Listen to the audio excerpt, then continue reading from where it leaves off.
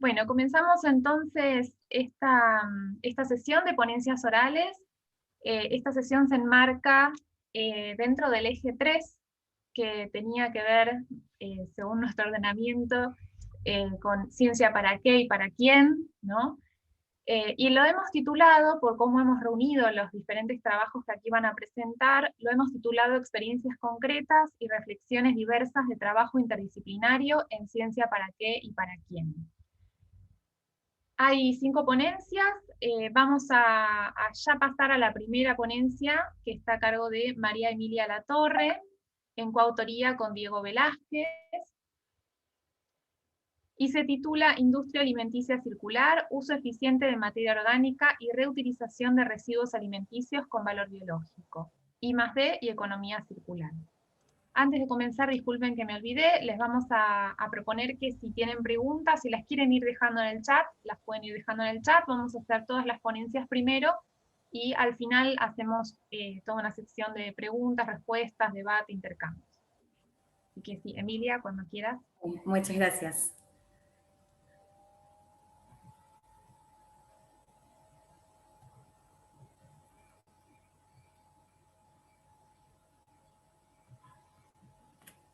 Bueno, buenas tardes a todos. Mi nombre es María Emilia Latorre y me toca abrir en esta sección 3 y dentro de la temática del eje 5 que se fue planteado por esta jornada, que abarca los temas naturaleza, conflictos socioterritoriales y problemáticas socioambientales. Dentro de este eje se habían arrojado diferentes inquietudes o disparadores. Y dentro de estos disparadores, a mí me gustaría compartir aquellos que para nosotros fueron los motores para poder compartir con ustedes el trabajo que venimos haciendo. Y dentro de ellos fue soberanía alimentaria. Bueno, ¿qué es la soberanía alimentaria? Es la capacidad de cada pueblo para definir sus políticas agrarias y alimentarias y poder tenerlos en función de una base, de una producción sostenible y seguridad alimentaria. Dentro de los otros disparadores también estaba naturaleza, como un medio o como un recurso. La naturaleza sabemos que es todo lo que está creado o se va produciendo, pero sin intervención del ser humano. Pero hoy la naturaleza nosotros la intervenimos.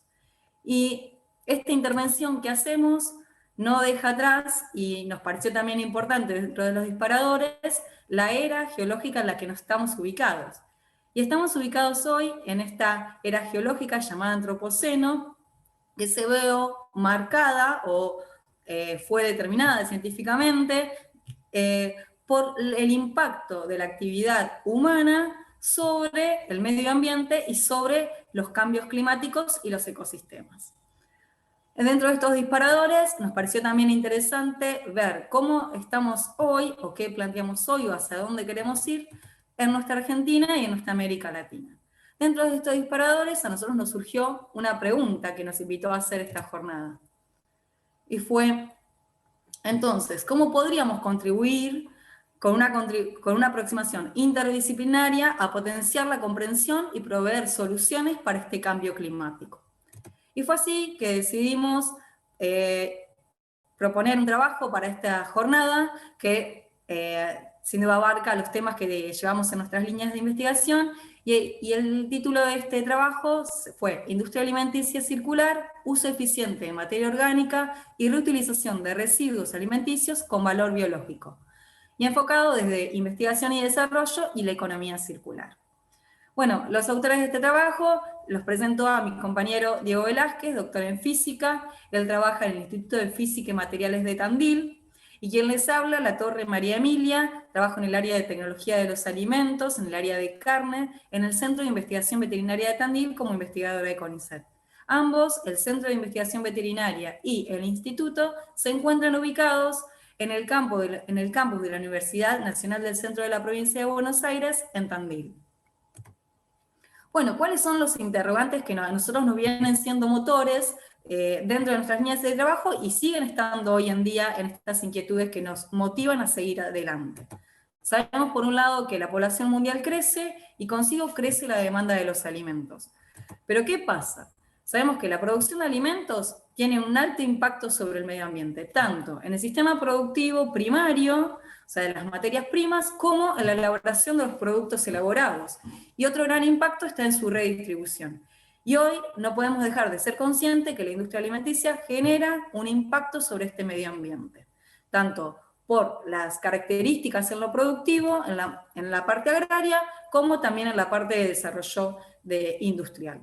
Pero también la industria alimenticia es un gran motor de la economía. Ahora, ¿qué podemos hacer en esto? Debemos satisfacer esta demanda, que es el aumento de la necesidad de alimentos para esta población que crece. Estos incrementos en los sistemas productivos sin duda generan un impacto sobre el medio ambiente. Bueno, ¿cómo podríamos rever sobre todo los procesos para tratar de lograr, o como nuestra meta, lograr que la industria alimenticia sea en algún momento cero residuos? Otra de las cosas que nosotros nos planteamos hoy es decir, bueno, esto que nos planteamos como motor, ¿cómo podemos abordarlo en nuestro contexto? Y bueno, nosotros tenemos esta capacidad o esta gracia de poder estar ubicados en un mismo lugar físico, abarcado por la Universidad Nacional del Centro de la Provincia de Buenos Aires, que abraza a diferentes interdisciplinas dadas por las diferentes casas de estudio. Por otro lado, la ciudad en la que nos encontramos. Estamos situados en la ciudad de Tandil, en la provincia de Buenos Aires, y una de las actividades productivas de alimentos más importantes es la producción de carne de cerdo. Y ustedes van a ir a ver, ahí van a ver una foto de salamines. Pero bueno, ¿por qué esta producción? Porque esta producción de carne, que si bien su destino final no es carne, sino la elaboración de chacinados, genera un impacto en la economía y en las familias de Tandil, directo e indirecto, muy importante. ¿Por qué? Sabemos que Tandil es una ciudad turística, la elaboración de chacinados, que además hace 10 años logró la denominación de origen, hace que estos productos tengan el impacto en la elaboración de los pequeños y grandes productores, porque tenemos los dos, y en la venta de estos productos, tanto local como los visitantes, que todos que han venido alguna vez les ha gustado o vienen a catar los salames y los quesos tandilenses. Bueno, frente a esto, nosotros nos propusimos trabajar en nuestro contexto, con la realidad, y tratar de buscar potencialidades del sector productivo de la carne de cerdo, tratando de ver qué influencia o cómo podríamos aportar desde nuestra universidad, especialmente, bueno, en los dos centros e institutos en los cuales nos encontramos, Diego y yo. Bueno, dentro del trabajo que presentamos, lo que pusimos de manifestación fueron distintas preguntas que nos hacemos e interrogantes. Algunos creemos que los hemos empezado a trabajar de manera concreta, pero varios de ellos todavía los tenemos pendientes y nos gustó poder compartirlo con ustedes. Y estos son los alimentos hoy, ¿para todos o para algunos?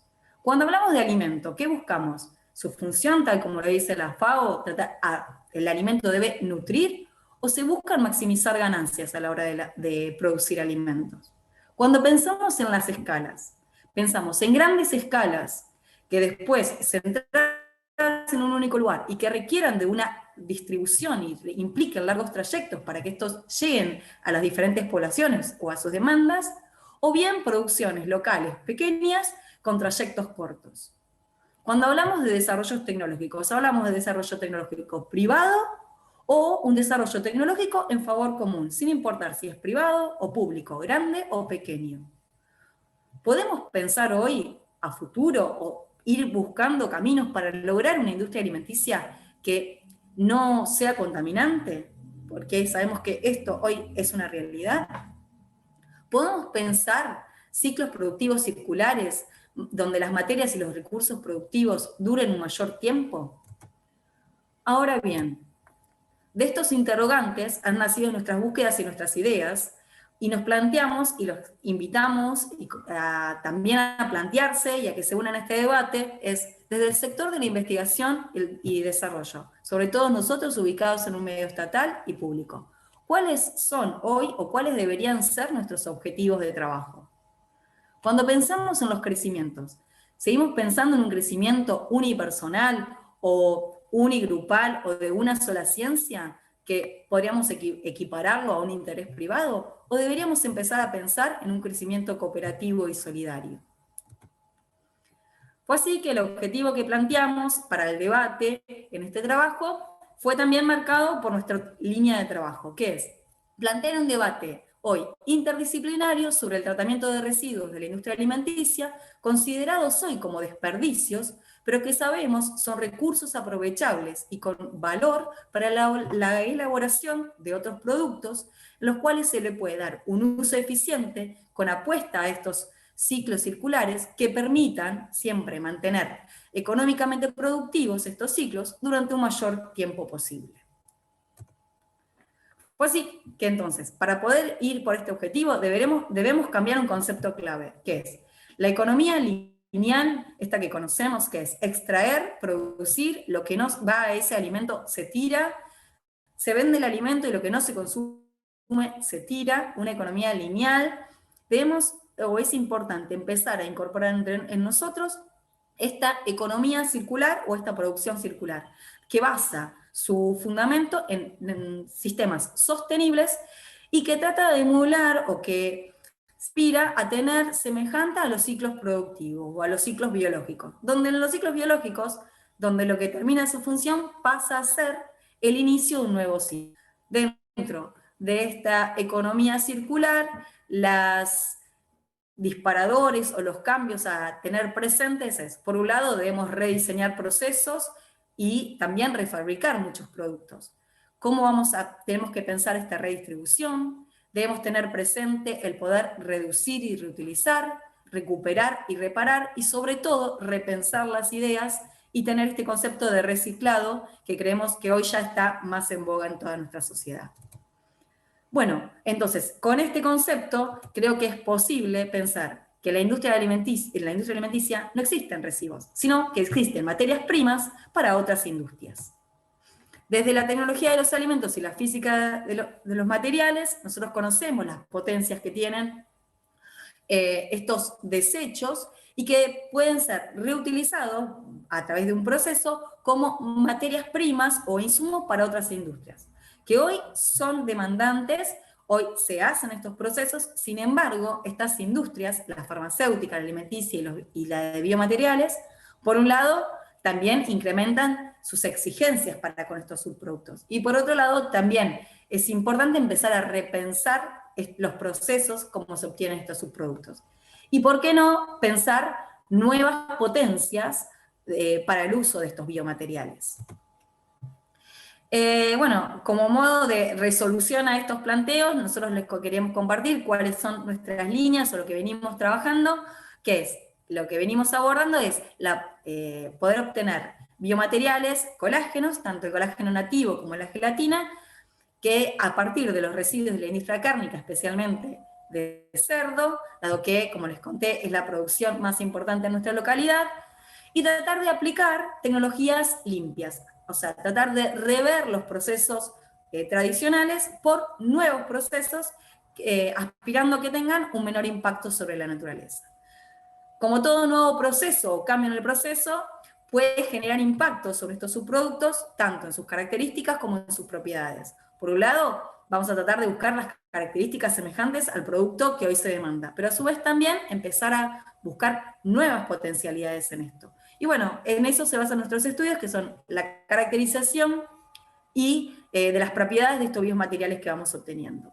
Y como último punto, que se dio como un enriquecimiento y una apertura durante la pandemia, fue poder abrir a un nuevo grupo, o sea, no solo quedarnos en la parte tecnológica y física, sino también poder unirnos al grupo de desarrollo de productos del INTI, lo cual aspiramos este año poder hacer un escalado, o sea, salir de la escala del laboratorio para ver o tratar de constatar que estas tecnologías sean eficientes o logren una mejor eficiencia y menor impacto que las tecnologías tradicionales. Si bien, como les contamos, tenemos algunos desafíos que no sabemos, queremos estar en camino, varios de los desafíos todavía los tenemos como incógnitas y nos gustaría poder resolver. Y bueno, nos gustaría compartirlos con ustedes porque también se abre a la posibilidad de de mayor interdisciplina. Y dentro de estos son poder entonces tener habilidades en el desarrollo de emprendimiento, pero con una clave y una mirada en una economía social y solidaria. Y otro de los desafíos importantes es, en la industria cárnica, tanto productiva como en la parte de procesos, sabemos del impacto ambiental que genera, y esto es importante y urgente reverlo. Por otro lado, es un sector productivo donde se ha caracterizado simplemente el trabajo del varón. Esto también podría reverse y requiere de pensar una equidad de género en este sector y en estos rubros. También sabemos de la explotación de los trabajadores, por eso también es importante rever. Y bueno, ver las perspectivas desde las ciencias por ahí más exactas con una mirada más social y humana. A modo de conclusión de este trabajo, vemos importante el concepto que el concepto de sostenibilidad desde una perspectiva económica, social y ambiental requiere y demanda innovación multidimensional que impacte directamente sobre las realidades cotidianas de los territorios en los que nos ubicamos y para con sus habitantes. Y nosotros creemos que esto es posible si podemos trabajar entre las interdisciplinas, y así creemos que podemos llegar a aquello que yo les dije en el inicio, de pensar las industrias alimenticias como industrias que sean cero residuos, y esto es posible si empezamos a gestar ideas novedosas, que sean propuestas confiables, y también que sean de vanguardia. ¿Por qué? Porque estamos inmersos en una ruta económica, y esto también es importante. Así que bueno, espero que les haya gustado su tiempo. Muchísimas gracias, Emilia. Vamos a seguir ahora entonces con el trabajo de Melina Gay, Graciela Mandolini y Claudia Nigro. Les quería hacer una aclaración por las dudas para dejarlo asentado. Emilia, muy bien, ella enmarcó su trabajo en el eje 5 porque ella seguramente lo ha presentado para el eje 5. Hemos charlado de esta situación en otras sesiones también, y es porque en algunos casos hemos traspasado a otros ejes algunos de los trabajos. Este es uno de los casos, pero porque muchos de los trabajos que se presentan encajarían con más de un eje, justamente, ¿no? Muchos incluso del eje 5 también encajan en el eje 3, que es de ciencia para qué y para quién, así que no se sientan sorprendidos, lo hemos hablado ya, si algunos de sus trabajos los pusimos junto con otros enmarcados en un eje. En realidad, todos estarían enmarcados en el eje 1, que tiene que ver con interdisciplina, transdisciplina, ¿no? Así que esto es un diálogo entre todos los ejes, y está buenísimo que hayas traído, Emilia, lo del eje 5, porque también tiene que ver, creo que casi todos los trabajos que están en esta sesión en particular tienen que ver con las problemáticas socioambientales también. Así que buenísimo que también lo hayas traído, Emilia. Estuvo bueno que fuera tu primera ponencia también, porque bueno, estamos entrelazando ejes. Así que bueno, para dar paso al segundo trabajo, como dije recién, está a cargo de Melina Gay, Graciela Mandolini y Claudia Nigro, y se titula Soberanía Alimentaria y los aportes de la interdisciplina. Bueno, gracias.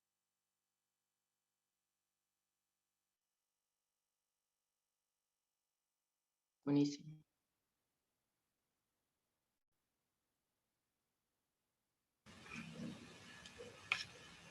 Bueno, ¿se me escucha bien ahí? Estoy del celular, sí. Perdón. Pude abrir para compartir, pero mejor que la compartan ustedes. Ah, perdón, ¿querés compartir vos? No, por favor, sigamos así.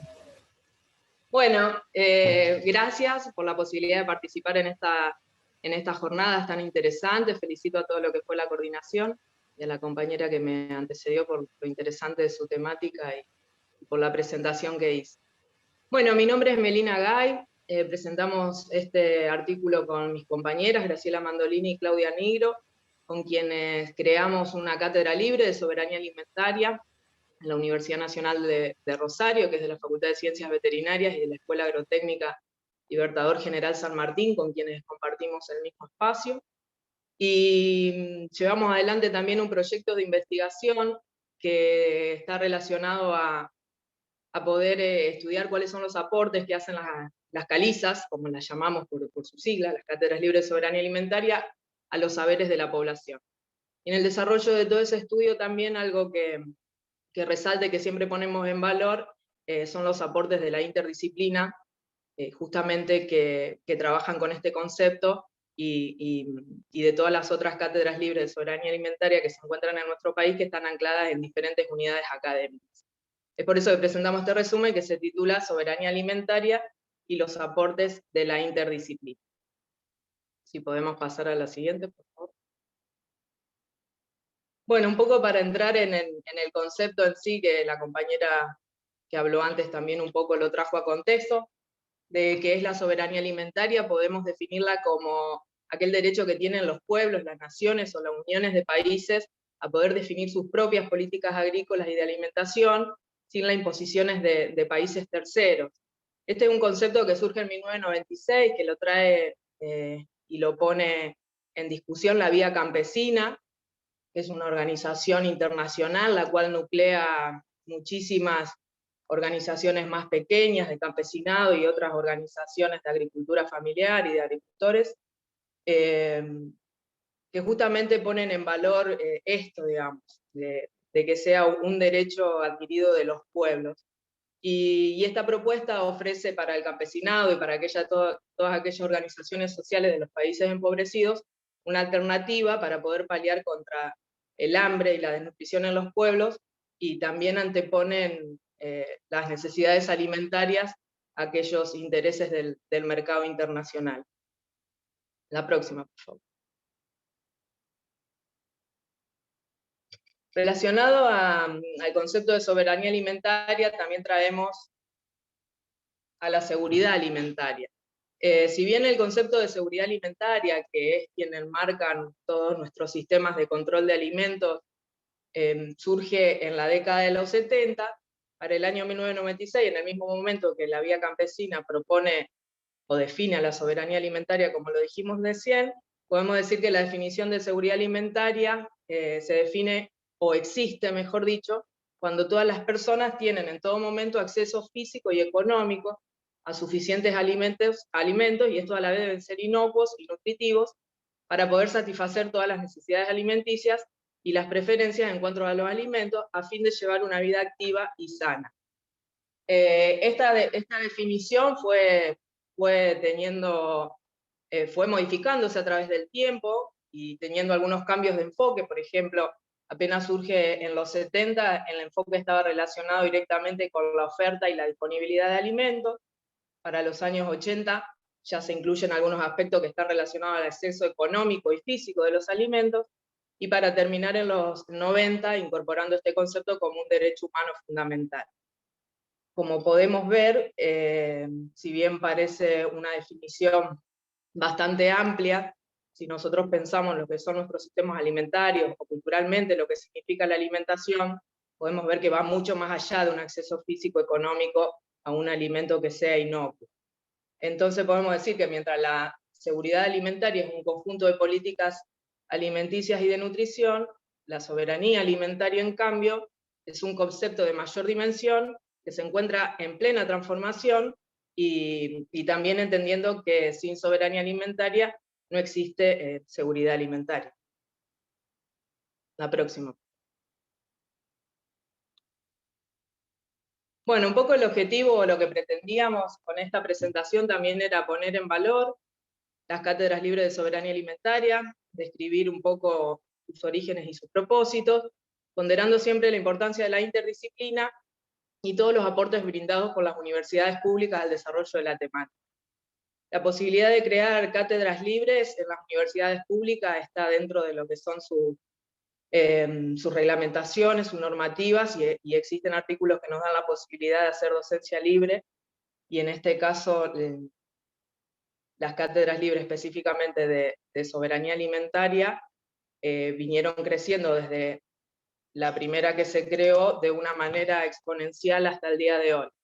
Entonces podemos decir que en Argentina existe una red de cátedras libres de soberanía alimentaria y colectivos afines. Esa imagen que está ahí es un libro que se encuentra también en la web, que al que pueden acceder todos, donde están todos los espacios que forman parte de esta red, así también como todas las normativas y las resoluciones que pasaron por los correspondientes consejos directivos de las facultades o consejos superiores de las universidades. Tiene un crecimiento que marca una tendencia en ascenso, como dijimos recién, desde el año 2003, que se crea la primera cátedra libre de soberanía alimentaria en la Universidad Nacional de La Plata, hasta el día de la fecha suman aproximadamente 50 espacios.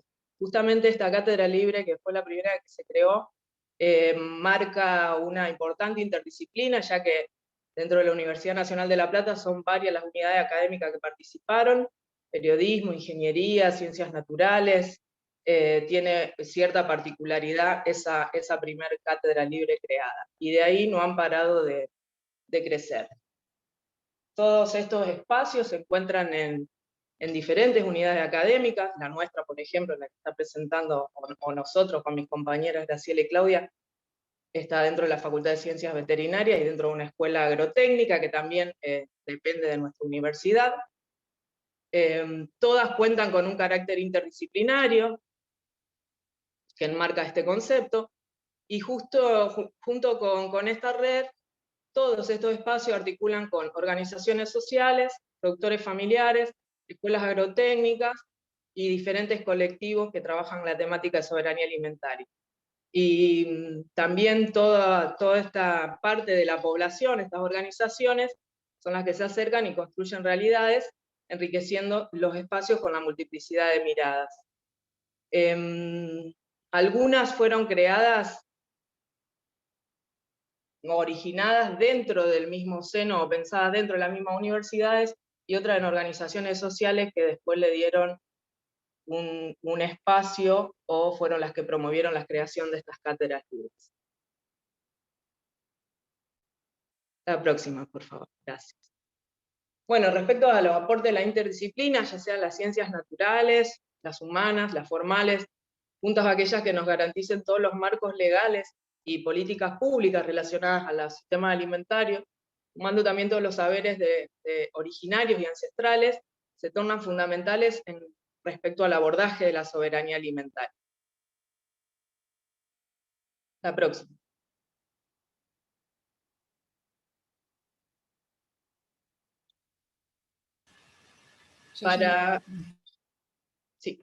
Para ir concluyendo un poco, desde las cátedras libres de soberanía alimentaria entendemos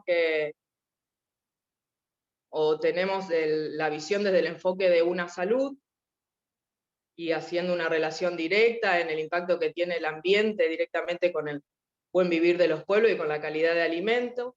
Se es consciente del impacto provocado por los modelos imperantes hoy en día, modelos extractivistas, que están muchas veces relacionados a través de la agricultura y la ganadería intensiva. También estos espacios ponen en discusión el deterioro de las economías locales. Estas se dan muchas veces puestas por imposiciones de precios de terceros o por políticas públicas que no favorecen ni a la agricultura familiar ni al campesinado, como por ejemplo puede ser el acceso a la tierra. También estos espacios destacan la importancia de los abordajes interdisciplinarios en la soberanía alimentaria y los valiosos aportes que deben brindar las universidades públicas. En este sentido entendemos que generar, o al menos propiciar a que los nuevos profesionales que surgen de las diferentes disciplinas tengan cierta empatía o sensibilidad hacia estas temáticas, es parte también un poco de la responsabilidad de las universidades públicas. Esta cátedra propone abrir espacios de diálogo para la comunidad educativa y para la población en general, lo cual las torna de un interés importante. Retoma perspectivas de la educación ambiental y siempre apuntando a una construcción dialógica. Se construye un espacio de encuentro y de discusión que brinda la posibilidad o el desafío de poder repensarnos y de ser partícipes también de buen vivir en las comunidades que nos contienen. Y retomo el concepto de buen vivir para también pensarlo o repensarlo cuando nosotros hablamos del bienestar en las poblaciones, del bienestar en las comunidades, donde hace referencia a un estado individual, y entonces preferimos hablar del buen vivir, trayendo este concepto que está relacionado a pensar que no podemos vivir bien si lo que nos rodea está mal, o si aquel que tenemos al lado está mal. En ese sentido, entendemos a la Madre Tierra también como, y en el día de hoy también tan particular, bueno, el respeto también hacia la naturaleza y salir de una visión centralista, poniendo a lo humano siempre ante todo y entendiendo a la especie humana también como una especie más de la que habita este planeta Tierra. Bueno, espero que les haya gustado. Muchas gracias. Gracias por compartir y por todos estos inconvenientes que me surgieron. Muchísimas gracias, Melina. Muchas gracias, Gracias. Melina, muy interesante. Vamos a pasar al tercer trabajo, que se titula Etnobiología como transdisciplina, reflexiones en torno al primer taller de tintorería Pilagá, Barrio Compí, Juan Sosa, Pozo del Tigre, Formosa. Y las autoras de este trabajo son Anaí Herrera Cano, María Eugenia Suárez y Amira Salón.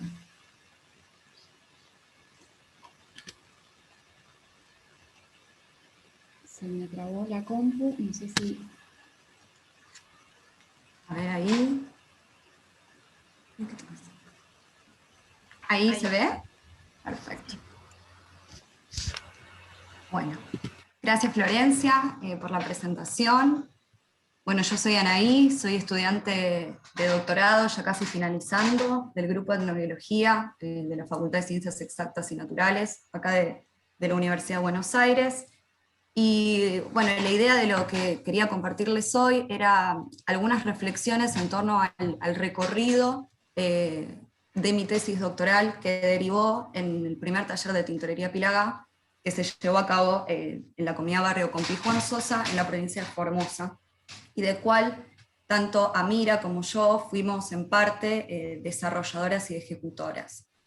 Y antes de empezar, me gustaría resaltar a Eugenia, acá quien está coordinando este panel, un poco para mí como alma mater de esta experiencia, porque es la persona que durante muchos años nos formó en el quehacer etnobiológico y en sus implicancias éticas y humanas, y entonces de alguna manera siento yo que sembró la semilla de esta experiencia.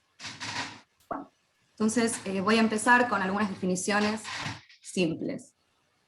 Bueno, la etnobiología es esencialmente el estudio contextualizado, atendiendo al contexto local o regional, de los vínculos entre distintos grupos culturales, humanos y el ambiente natural en el cual viven. En otras palabras, lo que intenta la etnobiología es comprender los conocimientos, las percepciones, usos, manejos y conceptualizaciones que las personas tienen en relación a su entorno natural. Es de base una interdisciplina que tiene como disciplinas madres a la antropología y a la biología, y de las cuales se han ido tomando digamos, conceptos teóricos y metodológicos que al día de hoy han conformado el corpus teórico-metodológico de la disciplina. En el transcurso de desarrollo de la etnobiología, sobre todo en las últimas décadas y atendiendo a los debates contemporáneos, también a la realidad ambiental mundial y a la realidad socioterritorial de muchísimas comunidades indígenas y campesinas, desde el seno mismo de la etnobiología se comenzó a plantear que era necesario que la etnobiología fuese un paso más allá del ámbito académico, y entonces se comenzó a tratar de decir que la etnobiología tiene que tratar de transitar hacia un camino de la transdisciplina, donde la construcción del conocimiento etnobiológico sea resultado de la integración del conocimiento local y científico, y además en pos de la atención a distintas problemáticas locales. Entonces, un poco con estas ideas en la cabeza, lo que voy a tratar de contar es el recorrido que me pasó a mí en forma personal, tratando de ir a este tránsito, o como una primera experiencia en este transitar de la etnobiología como transdisciplina. Bueno, la comunidad Barrio Compí Juan Sosa es una comunidad rural que está localizada en la región centro de la provincia de Formosa, en las periferias de Pozo del Tigre, que es uno de los asentamientos principales de la provincia. Estamos dentro de la región fitogeográfica chaqueña, donde predomina enormes masas de bosque que alternan, digamos, con parches de cuerpos de agua y algunos pastizales nativos. Al día de hoy, con esta región es uno de los principales frentes de avance de la frontera agropecuaria, así que mucho de este monte ha sido, sobre todo, particularmente en el área de estudio, ha sido desmontado para la implantación de pasturas exóticas, para cría de ganado. Y la comunidad es una comunidad Pilagá, que es uno de los 4 pueblos originarios que habitan en la provincia de Formosa, y son de tradición cazadora, recolectora, pescadora. En particular, la comunidad Pilagá presenta la titularidad de sus tierras, de este predio que está marcado en la figura, y además dispone de otro predio que tiene el nombre de Tierra Nueva, que se encuentra 30 kilómetros al norte, y que es un espacio menos urbanizado, mucho menos urbanizado, donde principalmente las personas de la comunidad tienen sus chacras, de sandía, de zapallo, entre otras cosas. Otro detalle que me gustaría resaltar es que dentro de esta comunidad la escolarización, en tanto primaria más secundaria, es un fenómeno relativamente reciente. Solamente, digamos, ha sido formalmente la educación formal, solamente la han atravesado las personas completa, las personas que al día de hoy tienen entre 25 y menos de 30 años. Y me gustaría que tengamos este dato en la cabeza para la experiencia que va a venir después.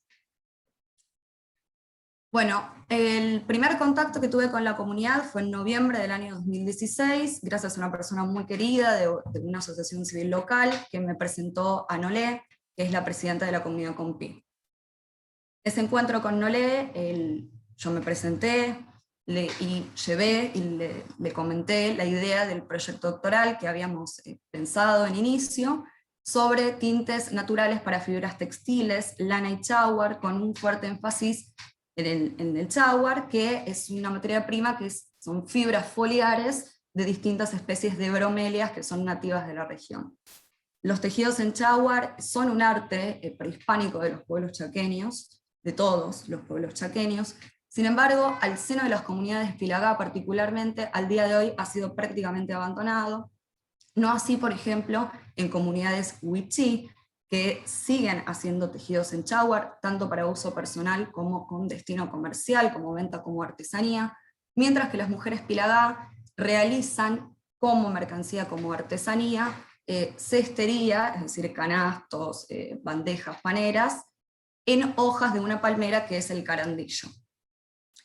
Yo le comenté a Nolé que mi proyecto doctoral era principalmente etnobiológico y que iba también a tener un complemento químico, porque la idea era caracterizar algunos de estos tintes, las sustancias de estos tintes, para luego poder acceder a piezas de museo, etnográficas, de principios del siglo XX, y poder ver también con qué materiales tintorios habían sido tenidos, de forma de también poder tratar de visualizar qué es lo que utilizaban los propios ancestros de la comunidad versus lo que se conoce al día de hoy, y quizás en ese intercambio incluso recuperar tintes muy antiguos. Y en esta primera reunión lo que hice fue también llevar mucho material gráfico adicional, llevé desde papers para tratar de compartirle a Nolé que era lo que iba a tener que realizar para poder, que era parte de mi trabajo y era lo que me exigía la academia para poder seguir investigando, pero también materiales de tipo bilingüe, que tenía varios ejemplos, y libros que habían sido producidos por nuestro equipo de etnobiología, y que me parecía que quizás podíamos coproducirlos en conjunto con la comunidad, y que esto podía ser algo que fuera interesante para todos. Bueno, a Nolé le pareció muy interesante la propuesta, me dijo que le interesaba, le parecía que los materiales gráficos que se podían producir podían servir para las escuelas. Dentro de las escuelas, sobre todo primarias, hay un espacio de taller donde hay muchos auxiliares que son personas de la comunidad y con quienes se realizan actividades con los chicos más chiquitos, por ejemplo, de toda la parte de narrativa. Se han hecho talleres sobre alimentación, donde los niños les preguntaron a sus abuelos o a sus madres qué comían los ancestros, y que le parecía que podía ser interesante. Bueno, entonces, en los días siguientes lo que hizo Nolé fue convocar a una asamblea en donde volví a presentarme frente a buena parte de la comunidad. Nolé me ayudó con la parte de idioma, me hizo de interlocutora, y acá simplemente me gustaría resaltar dos hechos que ocurrieron después de finalizada la asamblea. El primero fue el acercamiento de dos mujeres de la comunidad, Victoria y Dina, que están aquí a la derecha, quienes me ofrecieron ayuda para la investigación, dijeron que les interesaba mucho, que ellas me iban a ayudar, y me resaltaron dos cosas importantes. La primera es que durante la misma asamblea, entre las mujeres que estaban presentes, habían conversado entre ellas, y que no recordaban de cuando eran chiquititas o de lo que le hayan comentado sus madres, que hubiese más que uno o dos tintes. Pero sin embargo, Victoria resaltó que ellas no habían llegado, sobre todo, ni siquiera a teñir ni tejer demasiado en cháhuar, porque eso era propio de sus abuelas, sus madres ya tejían en lana, y que entonces lo que había que hacer, decía Victoria, era hablar con las personas muy mayores de la comunidad, y ahí Dina y Victoria se ofrecieron a ayudarme a conocer a estas personas. El otro detalle que me pareció interesante fue que en esa primera asamblea, en esa primera reunión, cuando finalizó, también se acercó un grupo de mujeres jóvenes, unas 7 o 8 chicas, que en realidad lo que me preguntaron era si yo iba a dar un taller de tintes, porque en una comunidad emparentada había una organización social que estaba enseñando a tejer y a teñir en cháhuar a mujeres pilagá de otra comunidad. Bueno, yo les dije que no, que la idea en realidad es que yo no sabía teñir, y la idea era que aprendiéramos juntas en este proceso, y que esto podía, si a ellas les parecía interesante, hacer un taller con las mujeres mayores donde intercambiáramos estos conocimientos.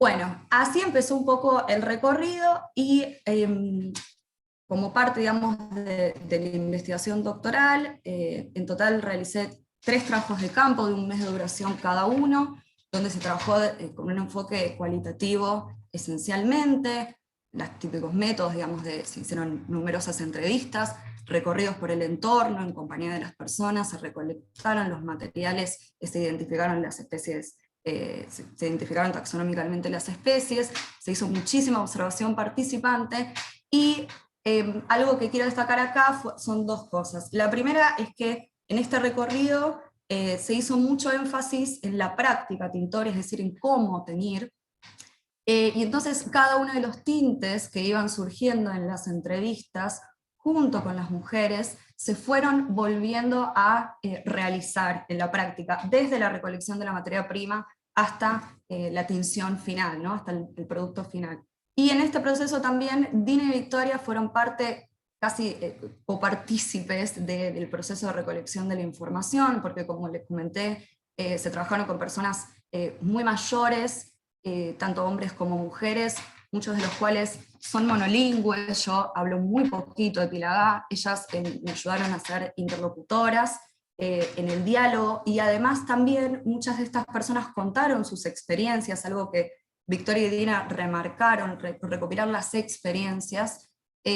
Contaron sus experiencias, pero por distintas circunstancias no podían salir al monte a recolectar las materias primas. Entonces, lo que hicimos junto con Dina y Victoria fue nosotras salir a buscar las materias primas al monte y llevarlas hasta el hogar de muchas de estas mujeres mayores, o incluso hombres, y hacer en vivo ahí la práctica. Bueno, también una pequeña cosa a modo anecdótico, pero muy interesante, es que en el último viaje se pudo realizar un viaje a Tierra Nueva, este predio que les comenté al inicio, a 30 kilómetros del asentamiento principal, y en Tierra Nueva hay muchos tintes y muchas materias primas que al día de hoy ya no están presentes en el predio de la comunidad, que está mucho más urbanizado. Y en este viaje pasó una experiencia muy enriquecedora. Básicamente alquilamos una camioneta y nos subimos a ella todos los que pudimos, fuimos a pasar el día a Tierra Nueva, y muchos niños chicos, era la primera vez que fueron a conocer el predio de la comunidad, porque la distancia y la dificultad de traslado, digamos, hasta Tierra Nueva, hace que muchas veces sean solo los hombres adultos quienes van allá para monitorear las chacras, o en ocasiones a veces lo llegan a acompañar las mujeres, pero muchas veces, o la mayoría, las mujeres se quedan dentro de Conpi cuidando a los niños por falta de transporte, y también por falta de viviendas que haya dentro, digamos, de Tierra Nueva para pasar la noche. Bueno, como resultado de toda esta experiencia, se recopiló información sobre 14 materiales tintorios, ¿no? Y las experiencias prácticas de cómo realizar los tintes. Antes de pasar a la siguiente filmina, me gustaría decir que se conversaron sobre muchísimas cosas, pero algo en particular que surgió durante las entrevistas y las reflexiones mutuas que hemos tenido fue cómo se aprende a teñir. Y en este proceso de aprender a teñir, lo que surgió en una y otra oportunidad fue que en realidad las mujeres que saben algo sobre las tinturas fue porque observaron de chicas a sus abuelas, en un proceso esencialmente donde las mujeres comenzaban a teñir, estaban procesando la fibra de chagua, y las niñas ya chicas empezaban a, casi sin mediar palabra, a imitar lo que hacían sus abuelas o sus madres, y de esta manera iban incorporando el proceso de fabricación de textiles y de tinción. Entonces, con esta idea que me pareció muy importante, y la conversamos mucho con Victoria, Victoria dijo algo clave durante varias entrevistas, que fue: Anaí, lo que pasa es que nosotras aprendemos haciendo. Y este aprendemos haciendo quedó resonando. Yo le dije, bueno, pero entonces hacemos un taller en lugar de un material gráfico. No, lo hacemos los dos, porque ahora los chicos están escolarizados y este material es útil para las escuelas, pero lo que hay que hacer es un taller. Y así surgió entonces la idea. Se hizo una reunión. Ahí sí. Te quedan 2 minutitos.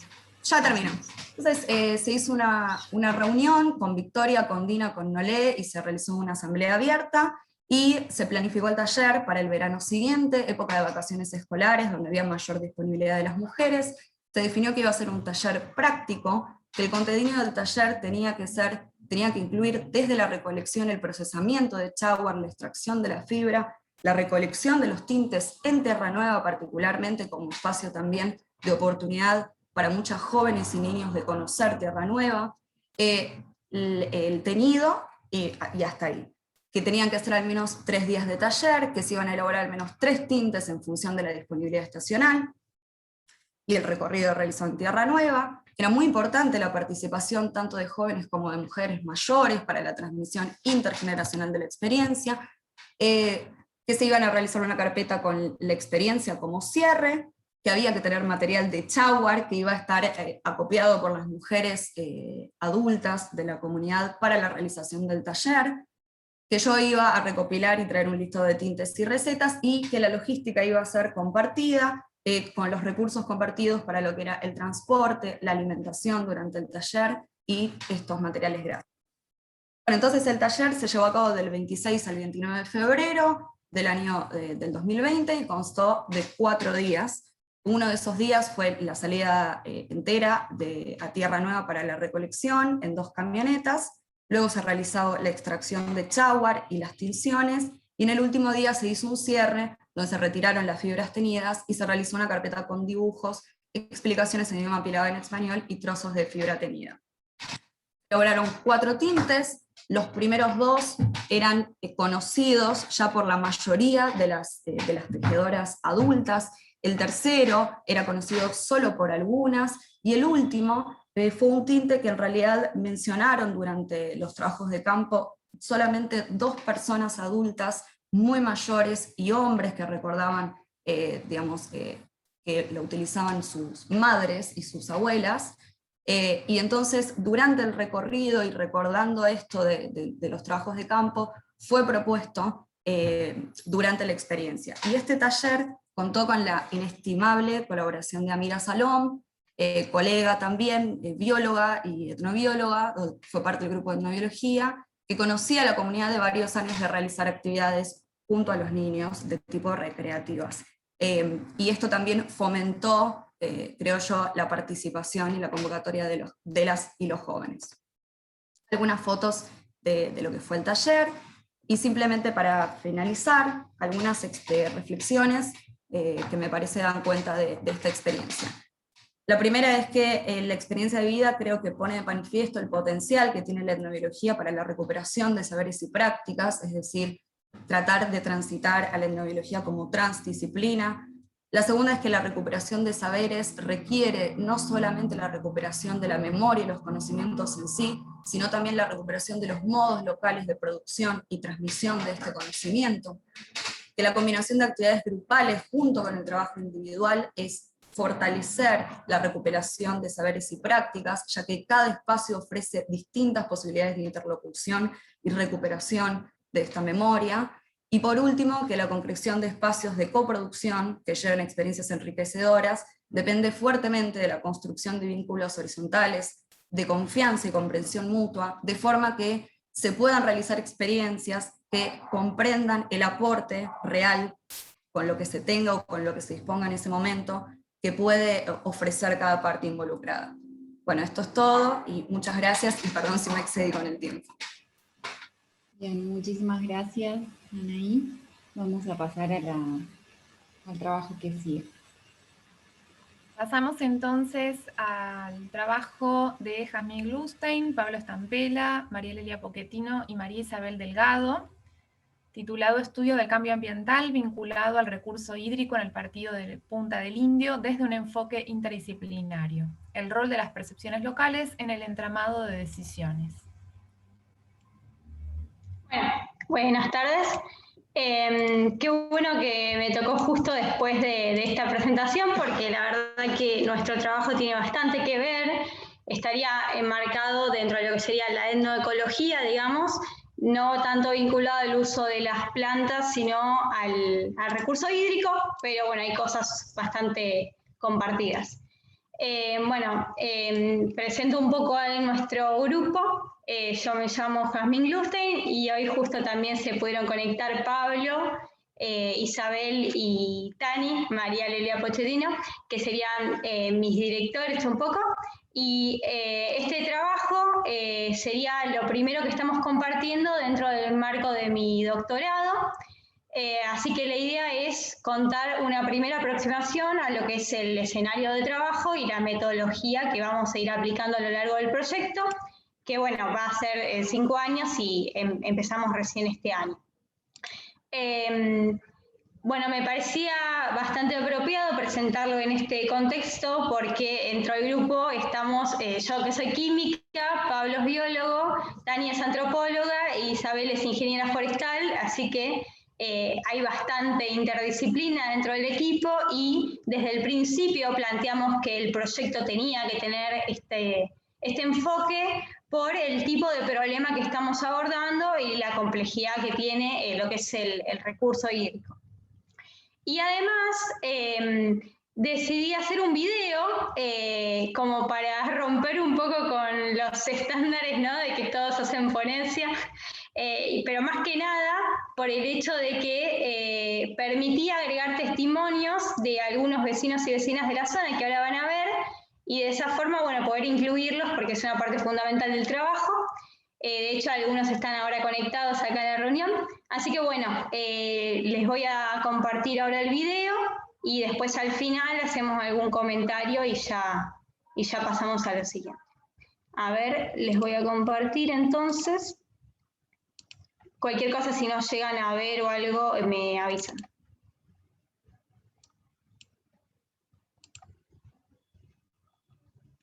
El estudio del cambio ambiental suele estar basado en la evaluación cuantitativa del mismo y su efecto en los componentes bióticos, relegando tanto la dimensión histórica del proceso como la percepción de los actores sociales involucrados.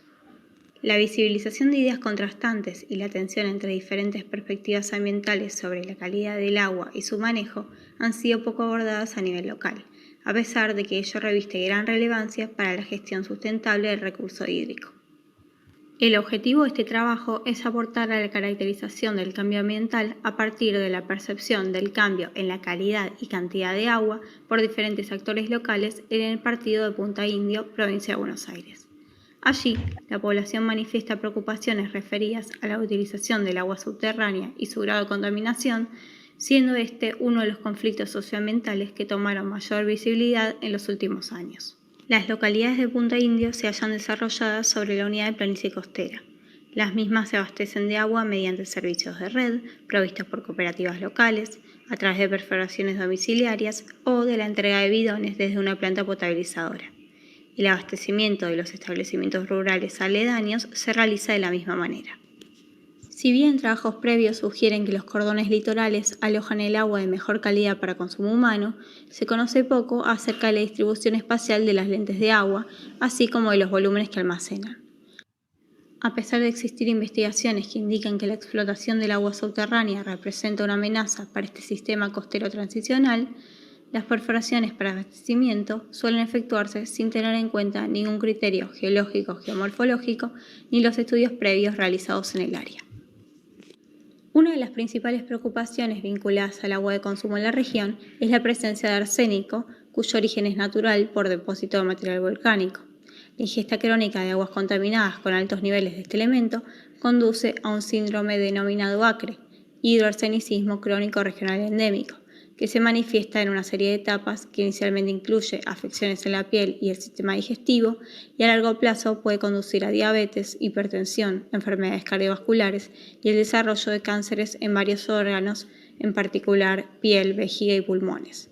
En varias partes del mundo, las enfermedades producidas por el arsénico constituyen un problema significativo de salud pública.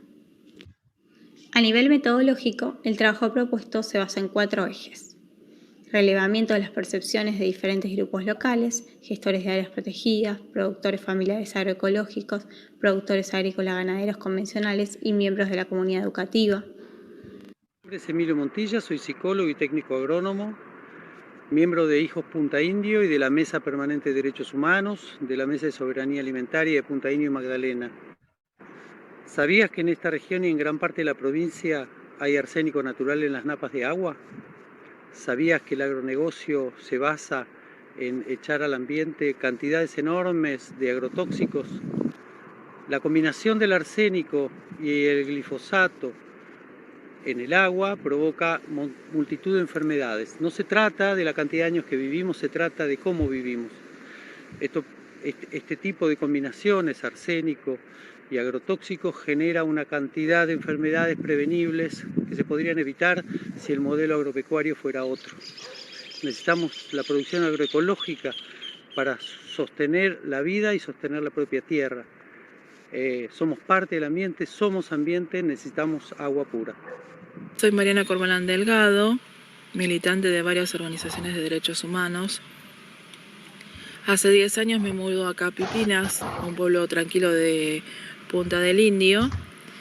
Y hace 8 años, cuando estaba embarazada de mi hija, me entero que el agua contiene arsénico. Y bueno, ahí empiezo a averiguar qué efectos podría hacernos a la salud. Hace 2 años o 3 años más o menos, con la Sociedad de Fomento hicimos un estudio del agua y descubrimos que el valor del arsénico era 18 veces más de lo que dice la Organización Mundial de la Salud que podemos consumir. Luego nos juntamos con otras organizaciones, se formó la Mesa de Soberanía Alimentaria y Agua Pura de Punta del Indio y Magdalena, donde bueno, estuvimos estudiando un poco más sobre el problema que produce el arsénico y cómo podemos abatirlo, hacer filtros caseros. Ya sabemos las enfermedades que nos provoca, sabemos el valor que es alto para sacar agua de la canilla y beberla. También sabemos que al hervir el agua el arsénico incrementa y que cuando regamos las plantas en nuestras huertas que tenemos para justamente conseguir una vida saludable, también en algunas plantas se incrementa el valor bastante. Mi nombre es Leonardo López, soy miembro de la APDH, la Asamblea Permanente por los Derechos Humanos Punta Indio y de la radio comunitaria de Punta del Indio. Conformamos hace un tiempo un espacio integrado por diversas organizaciones, que es la Mesa de Derechos Humanos del Distrito de Punta Indio, incluye personas de Verónica, de Pipinas y de Punta del Indio. Venimos trabajando las problemáticas ambientales, inclusive la que tiene que ver con el agua con arsénico. Se creó a partir del interés de muchas personas, vecinos y demás organizaciones e instituciones, un espacio que se llama Agua Pura y Soberanía Alimentaria Punta Indio Magdalena. Incluimos también el trabajo con los vecinos y vecinas de Magdalena, y en relación con el aporte que hacen miembros de equipos de extensión universitaria, investigadores del CONICET o de otras áreas de otras universidades de la provincia de Buenos Aires. La idea es poder abrir una agenda pública, tener incidencia y que esto esté presente en las cuestiones que deba atender por lo menos en nuestra región, cada municipio. Y lo estamos haciendo presentando notas al Consejo Deliberante, como también reuniones con el Intendente, con miembros de las cooperativas de agua, y bueno, ese trabajo viene avanzando. Caracterización del área, realizada a partir del relevamiento bibliográfico sobre estudios realizados en el área de interés. Muestreos de agua superficial y subterránea, ensayos físico-químicos y microbiológicos en campo y o en laboratorio. Y finalmente, integración de los datos de campo y de aquellos recopilados a partir de las diferentes narrativas. El acceso al agua en cantidad y calidad adecuadas y su saneamiento son un derecho humano indispensable para una vida digna, tal como se reconoce desde la Conferencia de las Naciones Unidas sobre el Agua del año 1977. La presencia de elementos contaminantes, sea su origen natural o antrópico, es por lo tanto una problemática socioambiental que debe ser abordada desde los entes estatales con competencia en esta cuestión. El abordaje de problemáticas complejas como la expuesta debe ser interdisciplinario, comprometido y repensado dentro de un permanente diálogo de saberes entre la academia, diferentes actores del territorio y autoridades locales. Se destaca la importancia de la integración de los saberes locales en el diseño e implementación de políticas exitosas, ya que solo a partir del entendimiento de la relación entre el tipo de paisaje analizado, las características del recurso y las percepciones e interpretaciones humanas, se logrará un abordaje integral tendiente a generar un manejo adecuado del territorio.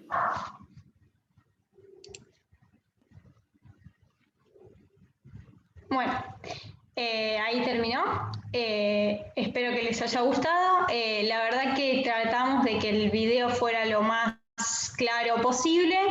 Sí, bueno, me parecía importante volver a destacar, ¿no? Esto de que desde un principio teníamos la intención de que el trabajo tenga un enfoque interdisciplinario, y que era fundamental la participación de distintos grupos de actores locales. Así que bueno, no hay mucho más para agregar y bueno, estaremos atentos a preguntas o comentarios que surjan después, y le doy espacio a quien siga ahora. Bueno, muchísimas gracias, Jazmín. Vamos entonces a pasar a la última ponencia, titulada Reflexiones sobre la coproducción de materiales audiovisuales en la investigación junto a movimientos populares, a cargo de María Mercedes Palumbo, Juan Mascaró y Betina Plaza.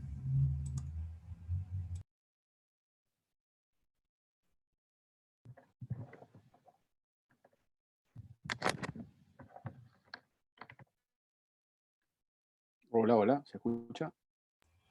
Sí, perfecto. Mercedes, ¿empezás vos? Empezás vos, compañero Juan. Bueno, nosotros en realidad me parece que lo interesante de los diálogos que vamos teniendo es ir retomando y recuperando lo que fue pasando también, ¿no? A mí en la mayoría de los espacios de este tipo que estuve, lo que me pasó es que nos quedamos casi siempre sin tiempo para intercambio. Terminan ocupando gran parte del tiempo las exposiciones, y eso está muy bien para saber, pero después es como que falta el cruce, ¿no?, entre las experiencias. Entonces, bueno, nosotros vamos, creo, un poco a exponer, pero también a recuperar algunas cosas que se han dicho y me parece a poner en común, ¿no? Es una perspectiva posible de esto que hacemos también. También valorar lo interdisciplinario en ese sentido, ¿no? O sea, también hay otras disciplinas que se expresaron hoy sobre estos temas, y bueno, nosotros también como parte de eso, creo que podemos contar algunas cosas. Nosotros hicimos una serie documental que ahora tiene 4 capítulos, pero la perspectiva es seguirlas, hacer otras temporadas, como se dice ahora, sobre experiencias de un movimiento social en particular, que es el MTE, Movimiento de Trabajadores Excluidos, la rama rural, ¿no? La experiencia de distintas comunidades rurales. Se hizo a partir de un grupo justamente interdisciplinario, que es una palabra que yo había escuchado muchas veces en las universidades, pero esta fue la primera vez que me encontré con una experiencia concreta que lo ponía en práctica, digamos, porque realmente yo, por ejemplo, era el único compañero de este espacio que venía de la formación audiovisual, y también había ahí, por ejemplo, militantes del espacio, cosa que acercó mucho el trabajo, porque nos permitió llegar muy rápido a las comunidades y también llegar mucho a su realidad, a sus contradicciones, ¿no? O sea, saldar de alguna forma ese discurso que muchas veces los grupos tienen hacia afuera, pero que adentro pasan otras cosas. Bueno, eso a nosotros nos interesaba, y la presencia de varias compañeras que militaban en el MTE dentro del grupo creo que funcionó muy, muy potentemente para eso. Y entonces nos integramos, comenzamos a trabajar, y no sé si Mercedes, vos estás manejando ahí está la segunda, que trata un poco del nombre de la serie, que fue pensada también en conjunto con el espacio, con el movimiento social, que uno lo nombra así, pero en realidad es una experiencia distinta, con distintas personas en cada comunidad. Trabajamos en Buenos Aires, en el oeste pampeano y en la Patagonia, sur neuquino, en cada lugar con sujetos distintos, reconocidos a partir de su actividad en relación al medio rural, ¿no? En el caso de Buenos Aires, los frutihorticultores; en el oeste pampeano, los crianceros de cabras, como actividad central, ¿no? Más allá de otras cosas, y las comunidades originarias en el sur neuquino, que bueno, eso planteó otra dimensión también del abordaje, ¿no? No era solo la cuestión productiva de esos espacios, sino bueno, toda una cosmovisión que en realidad estaba en todos, ¿no? Pero por ahí en el caso de los pueblos originarios, a nosotros a priori veíamos como un ingrediente más potente esa cuestión casi filosófica, ¿no? De la relación que ellos tenían con la tierra. Bueno, ahí se hizo la experiencia, hubo un trabajo de relevamiento, y empezamos, me parece, a dialogar entre nosotros desde los distintos saberes que teníamos. Eso me parece que fue muy enriquecedor, y para no ocupar más, por ahí le paso la posta a las otras compañeras, que pueden continuar un poco a partir de lo que yo planteé, ¿no? Yo puedo retomar después para contar cómo terminamos haciendo un trabajo de síntesis al final del proceso. O sea, de tomar contacto con las comunidades, filmar, entrevistar y tratar de organizar el material. En esa instancia de síntesis del material, también podría aportar algunas cosas de cómo fue ese proceso.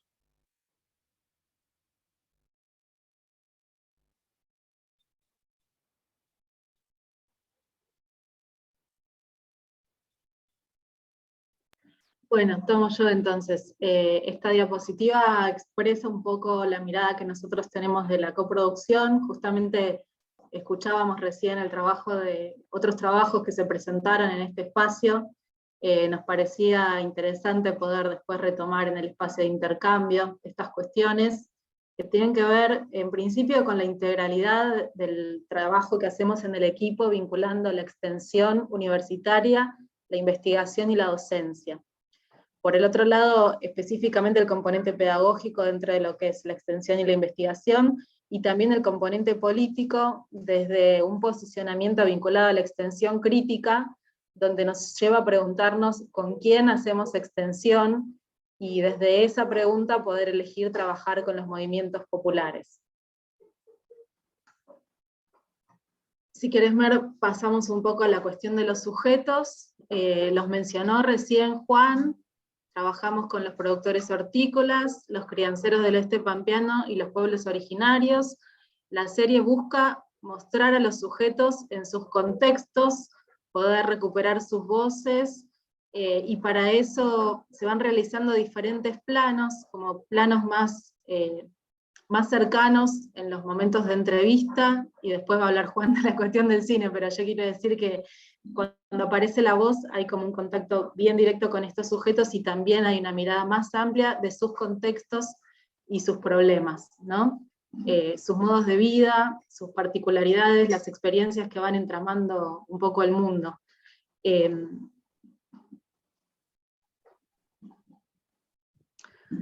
Nosotros fuimos definiendo en un primer momento de acuerdo cuáles eran las dimensiones que íbamos a buscar de alguna manera capturar en relación a estos sujetos, que estaban, como les contábamos recién, en contextos del país bien diversos.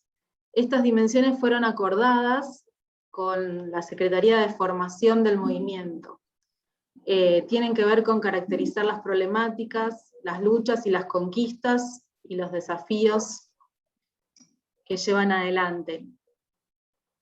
De alguna manera, la propuesta de acercamiento a cada una de estas experiencias, buscamos estructurar estos aspectos, contando situaciones concretas que atraviesan los productores en su trabajo cotidiano, las luchas que vienen sosteniendo y las diferentes iniciativas que se van gestando para mejorar el trabajo y la organización colectiva en cada comunidad.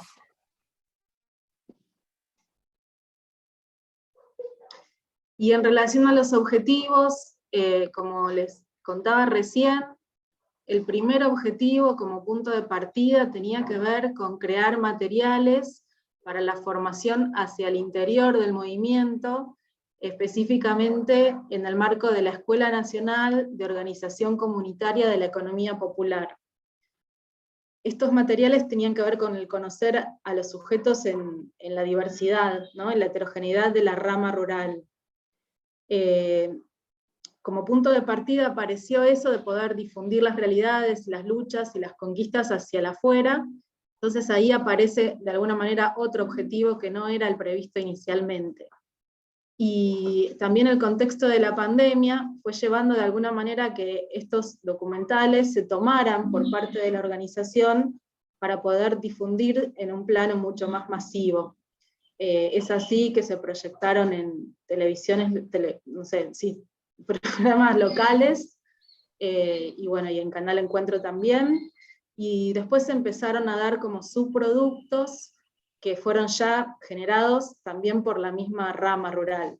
Por ejemplo, spots cortos más pequeños, y bueno, y de esa manera se fueron apropiando de distintos usos de esta misma serie.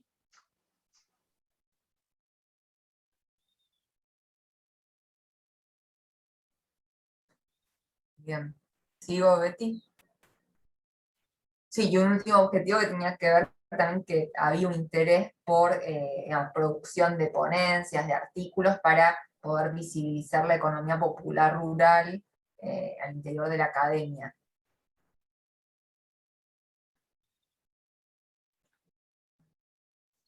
Bien, entonces queremos compartirles cuáles fueron los componentes de esta participación colectiva en el armado de esta serie documental. Un poco ya se dijo, hubo un acuerdo general con los diferentes de formación del MTE y de la rama rural, que tenía que ver con poder rescatar esa heterogeneidad de los sujetos que componen la rama, y también considerando que la rama rural había tenido un crecimiento muy rápido desde su creación en el 2016.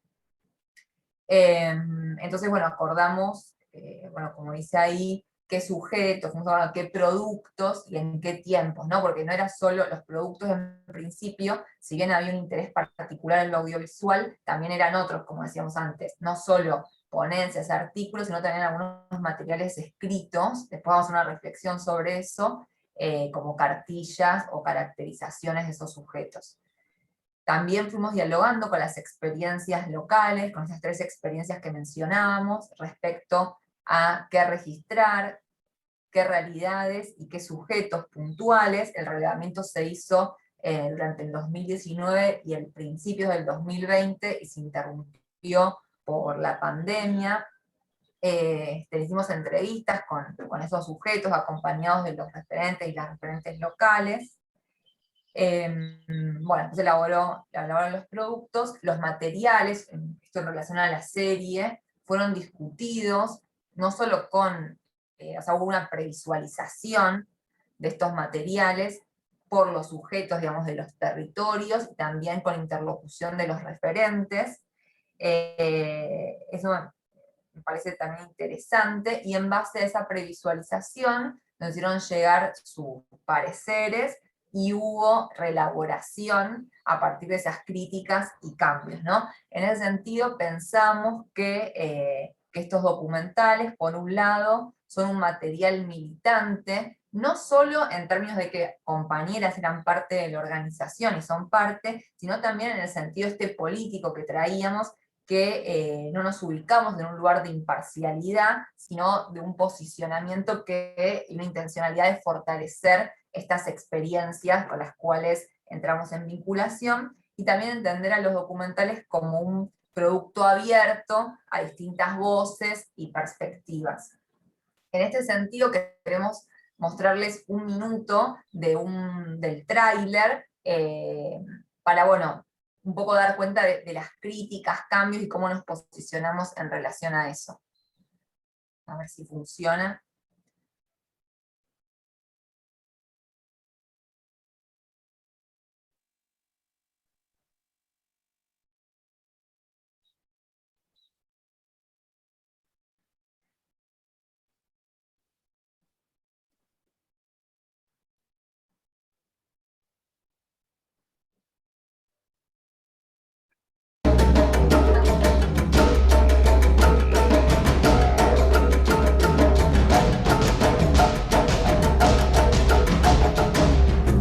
La mayoría de los compañeros tienen idea en lo que es producción caprina, producción vacuna, incluso de huerta, de gallina, de huevos, pero la tienen cada uno en su interior como para sí solo. Y la idea es que la hagamos un poco en conjunto. El blanco, cuando lo vinieron a avasallar a los mapuches, que le decían, hasta ahora le decían a nosotros indios, los mejores lugares no lo tenemos nosotros, lo tienen los poderosos. En realidad nosotros lo que tendríamos que hacer es una revolución agraria, pero no vamos a llegar a eso porque... ¡Au!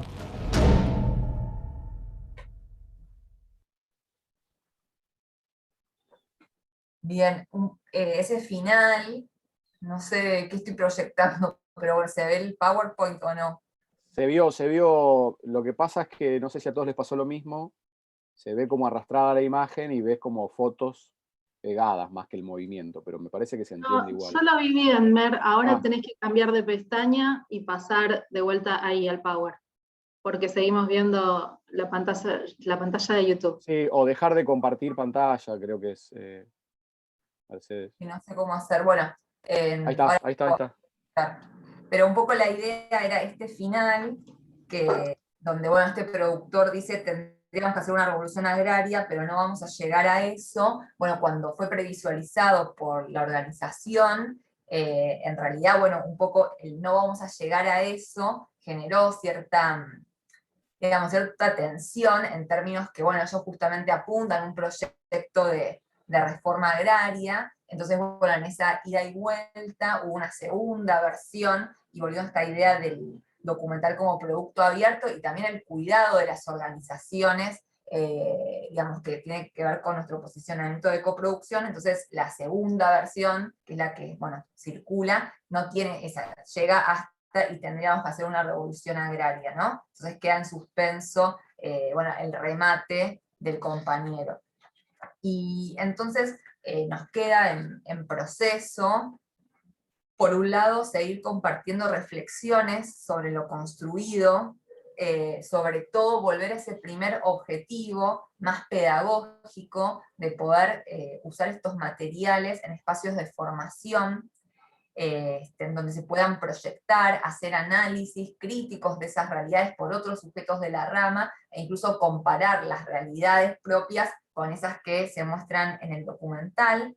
Por otro lado, también queda pendiente algo que se está iniciando, que es el intercambio a partir de estos materiales audiovisuales con otros sujetos de otras ramas del MTE, sobre todo porque todas las demás ramas son urbanas, ¿no?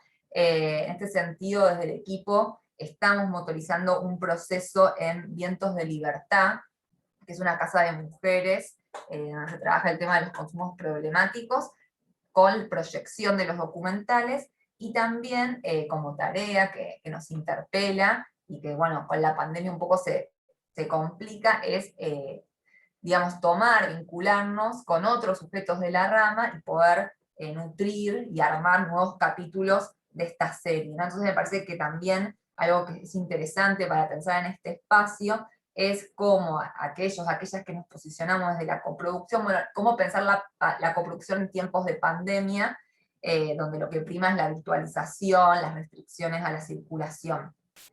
Y finalmente, para cerrar, a modo de balance de lo que fue la dinámica de coproducción en torno a la serie, por un lado, hubo usos imaginados y usos internos y locales. Cuando digo usos imaginados es, bueno, cómo pensábamos en un inicio que iba a ser el uso de estos materiales, más vinculado a lo pedagógico. Bueno, esto no se pudo llevar a cabo por la pandemia, porque digamos se paralizan los espacios de formación presenciales, pero hubo una sorpresa que tuvo que ver con la apropiación local de los documentales, que, digamos, fueron utilizados para distintas urgencias vinculadas al proceso organizativo, usarlos tal vez como herramienta de lucha, o incluso como gestión de recursos. Por eso, antes decía Bettina que se nos demandaron subproductos, tal vez más breves, más acotados, para usarlos en determinados contextos, ¿no?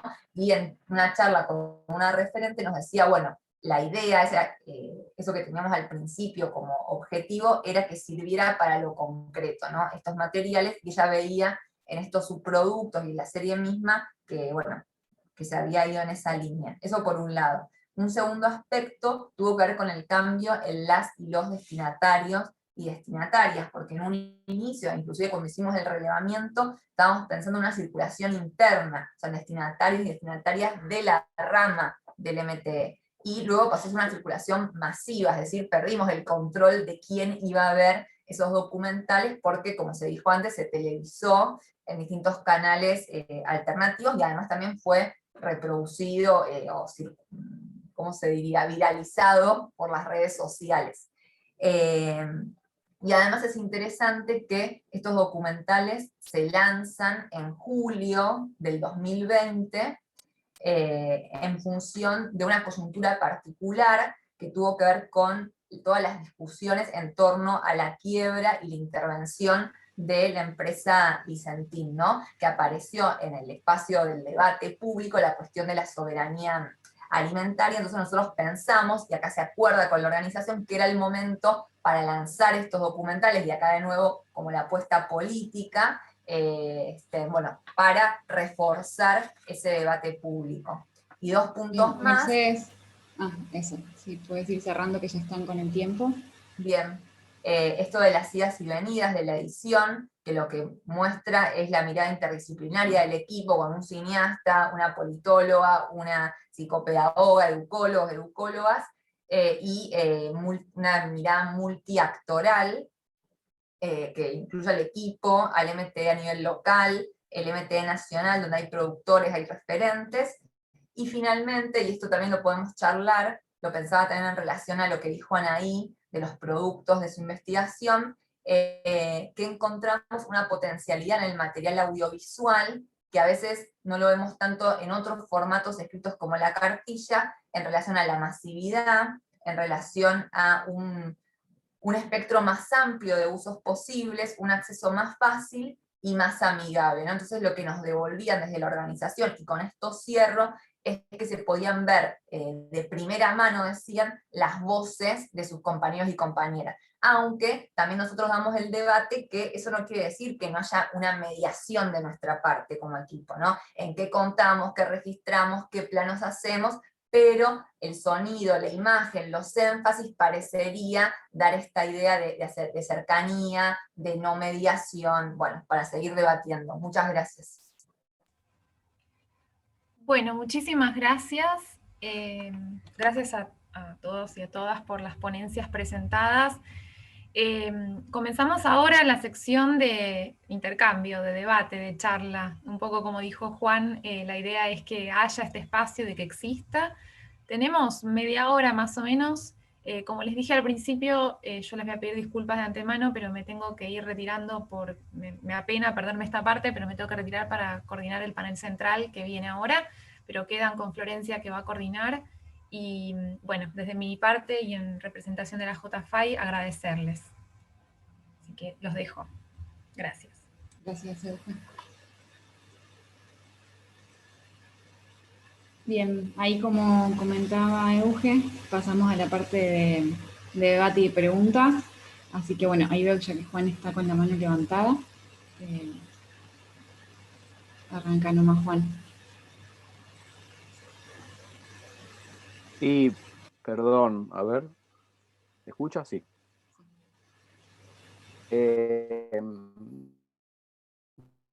No, me interesaba retomar lo que pasa con los sujetos, ¿no? Es como cada uno lo caracteriza y lo llame, porque digo, ya los etnógrafos y los antropólogos hace más de un siglo se plantearon esta cuestión de qué pasa con estas comunidades con las cuales interactuamos para producir conocimiento o para visibilizar una situación.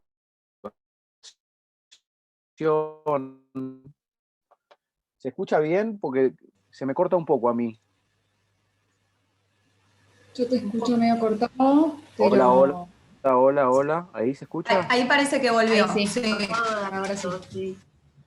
Perdón, no sé hasta dónde llegó y en realidad quiero plantear el tema más que hacer un desarrollo. O sea, quiero plantear la cuestión de que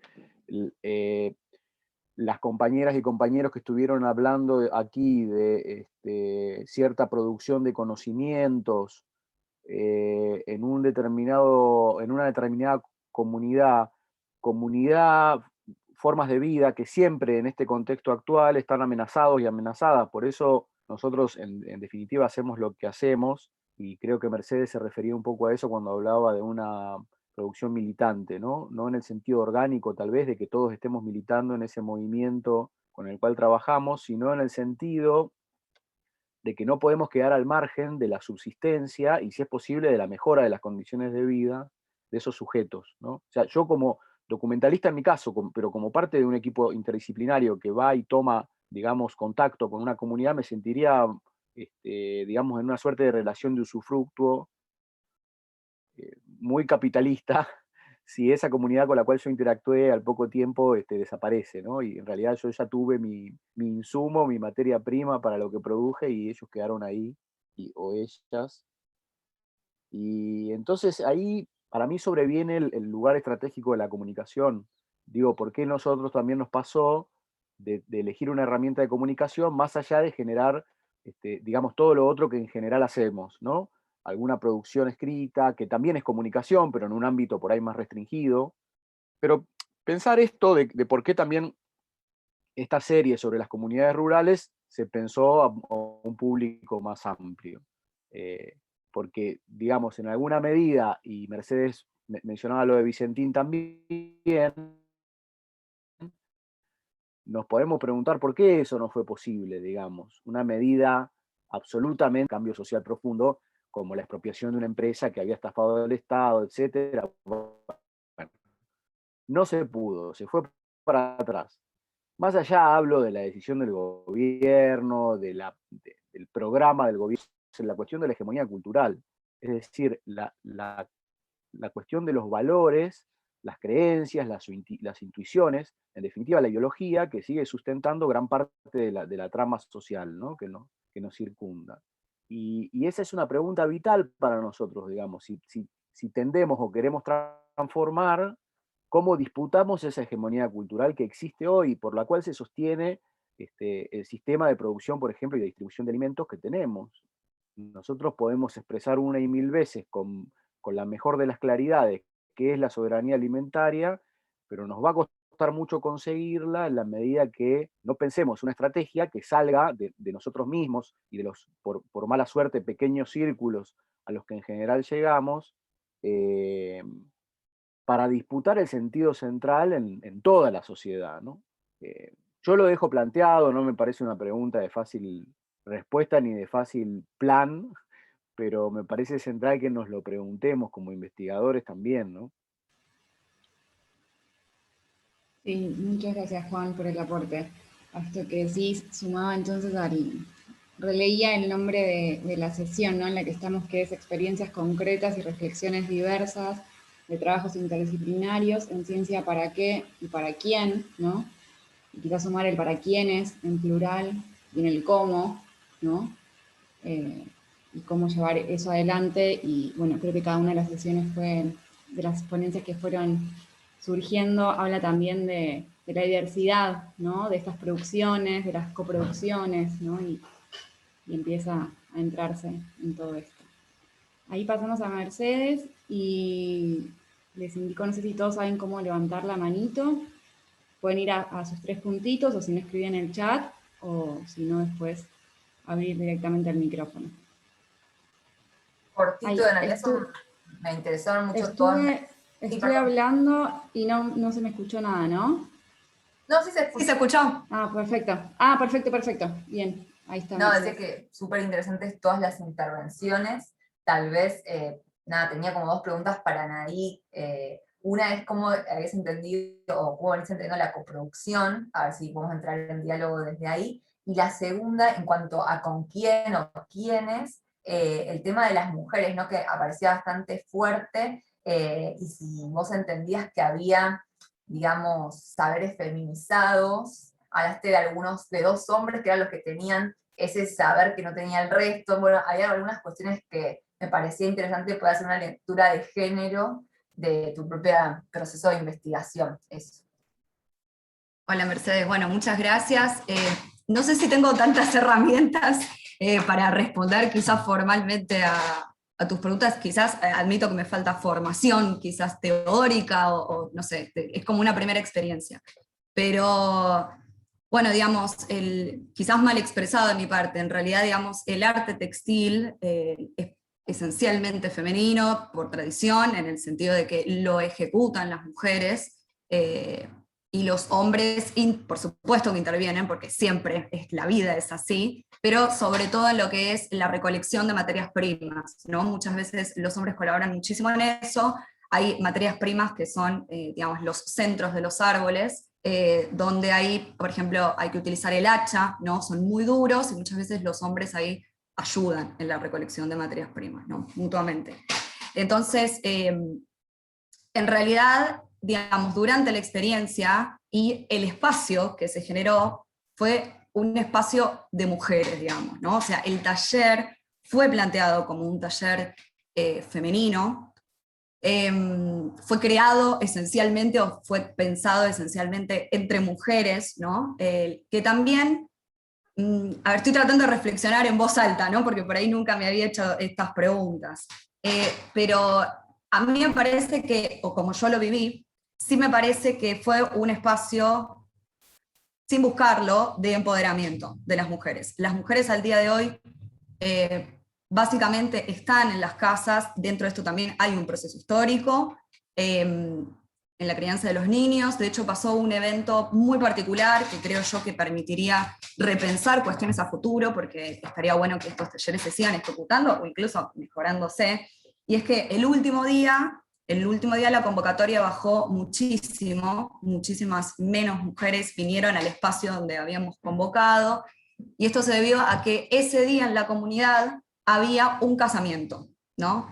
Este casamiento que había con la comunidad, estaban llegando los parientes, ¿no? De los poblados vecinos.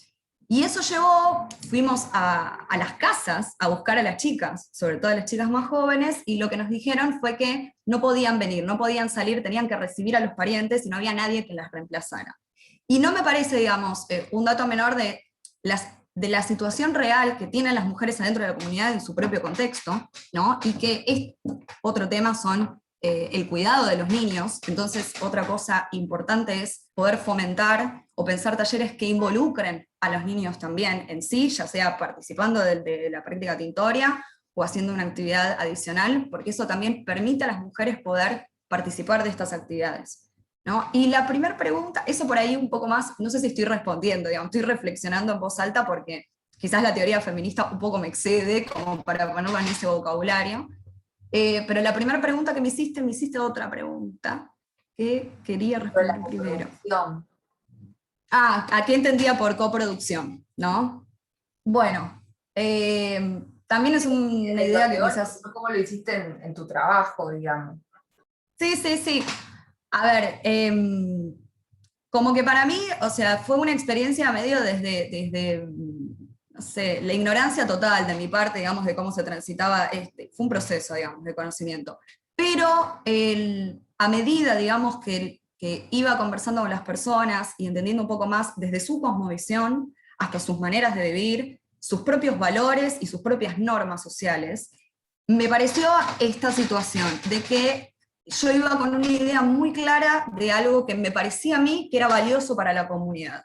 Precisamente porque quizás era la manera que yo tenía de aprender, que era la producción de material gráfico, esencialmente, ¿no?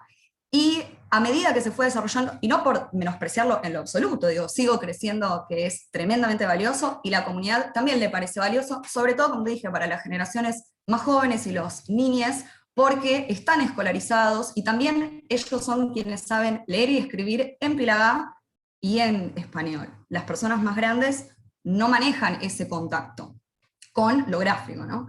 Entonces, desde ese lugar, esta idea evidente de cómo se maneja el aprendizaje, me pareció que ese era el punto clave que había que tener en cuenta para coproducir. Es decir, primero entender que la demanda, o creo yo, la demanda local, que para mí es la idea de coproducción, muchas veces surge de este diálogo de entendimiento. A veces la demanda no es explicitada de una por las comunidades o por los actores sociales, sino que es en ese espacio de entendimiento que la demanda va surgiendo. Y por lo menos en esta experiencia, la idea de cuál era la demanda, lo que había que hacer era recuperar el hacer, que es lo que me transmitieron las mujeres, fue parte de este proceso de investigación e indagar cómo se tiñe, digamos, ¿no?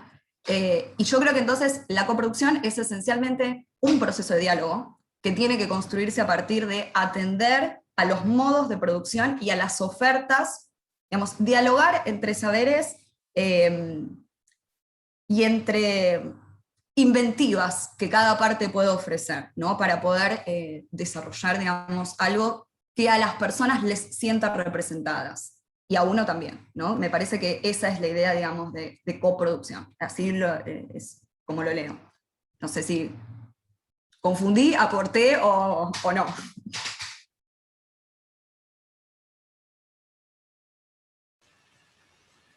Gracias, Ani, por el aporte.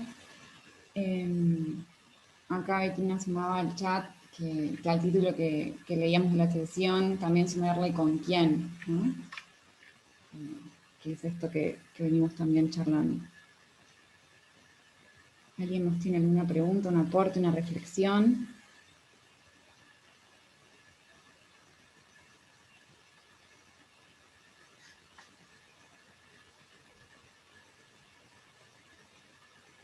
Se me venía también con esto de las coproducciones, ¿no? que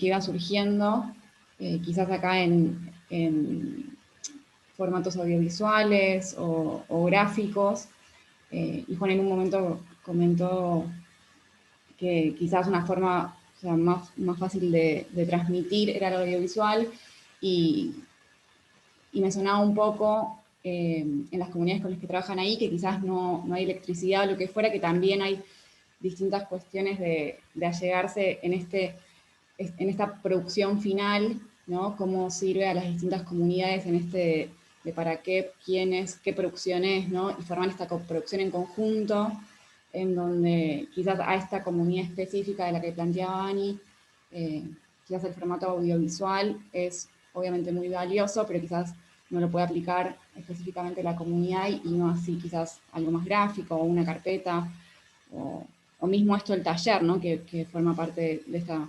cosmovisión, que creo que ahí decían, el aprender haciendo, ¿no? Que eso creo que va por ahí en esta coproducción. Sí, perdón, quería agregar, Flor, con esto que dijiste, que quizás no se trata, digamos, de creer que hay una herramienta por sobre otra, sino que hay que combinar herramientas, pero esas herramientas, creo yo, tienen tienen que ir mejorándose a partir de este proceso donde nos entendemos mutuamente, ¿no? Y lo digo concretamente porque realmente este taller fue realizado completamente a pulmón, en el sentido de no hubo, de mi parte al menos, no tenía ninguna clase de financiamiento, y entonces la logística misma tuvo que ser pensada junto con la comunidad en qué cada uno podía llegar a aportar. Me encantaría a futuro tener un equipo, digamos, ¿no? Como me parece mucho más enriquecedor de trabajo. Pero bueno, esto fue lo primero que se pudo hacer, y eso también me parece que es destacable, ¿no? Como ese diálogo.